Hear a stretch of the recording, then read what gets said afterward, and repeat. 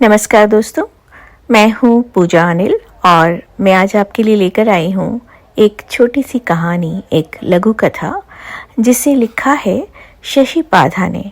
इस लघु कथा का शीर्षक है भूरी। आइए सुनते हैं। एक बड़े से ट्रक में लदी फदी वह कहाँ जा रही थी वह नहीं जानती थी। अपनों से बिछड़ने का दुख उसकी आंखों से छलक रहा था, किंतु उसके अंतर्नाद को सुनने वाला वहाँ कोई नहीं था। ट्रक अपने गंतव्य की ओर जा रहा था। भूरी ने अपने चारों ओर दृष्टि घुमाई। उसे यह देखकर कुछ सांत्वना मिली कि आसपास बैठी सभी सवारियां उसके जैसी ही थीं। हाँ, यह बात अलग थी कि उम्र में कोई छोटी थी और कोई बड़ी। अचानक पास बैठी सवारी ने उससे कहा, तुम इतनी निराश क्यों बैठी हो? मैं देख रही हूँ, जब से तुम इस गाड़ी में बैठी हो निरंतर रो रही हो। क्या बात है? भूरी उसके स्नेह भरे शब्द सुनकर सिसक उठी। कब से उसे प्रतीक्षा थी कि कोई तो उससे उसके हृदय का हाल पूछे। साथ बैठी सवारी के पूछते ही वह बिलखने लगी।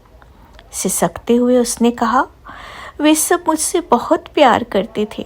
नन्हा चंदू तो मेरा हर पल का दोस्त था और दादी मेरा कितना ख्याल रखती थी। घनी धूप हो तो आंगन के नीम तले मुझे बिठा देती थी। सर्दी में उस जगह बिठाती जहाँ सबसे ज़्यादा धूप होती। और बाबा, वह तो मुझे उतना ही प्यार करते थे जितना अपनी बेटी सोना से। सिसकियों से उसकी आवाज़ आर्द्र होती जा रही थी। देखो ना आप, यह मेरे पाँव के घुंघरू, गले में डली लाल मनकों की माला बाबा ही तो लाए थे मेरे और सोना के लिए मेले से। फिर क्यों उन्होंने मेरे साथ ऐसा किया? और वो और भी ज़ोर से रोने लगी।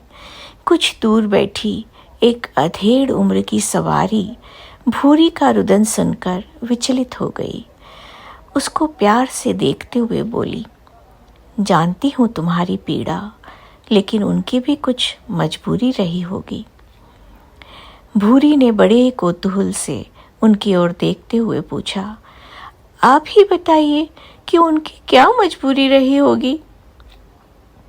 भूरी की निरीह आंखें उससे प्रश्न पूछ रही थी।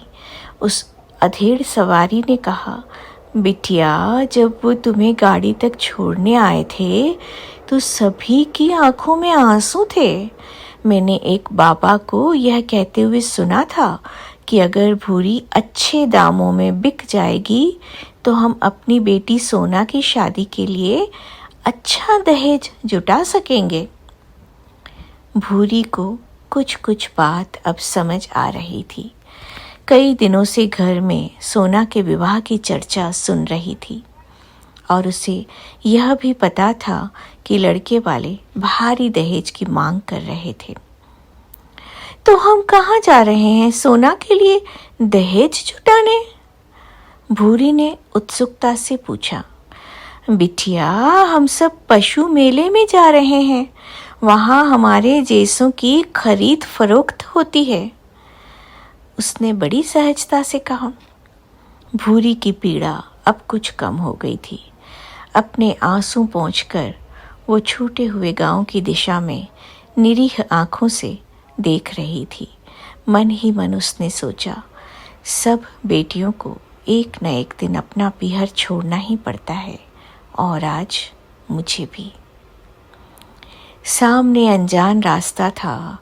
एक दबी सी सिसकी उसके होठों तक आते आते कहीं गुम हो गई। धन्यवाद, शुक्रिया, मेहरबानी। यह थी एक छोटी सी कहानी भूरी।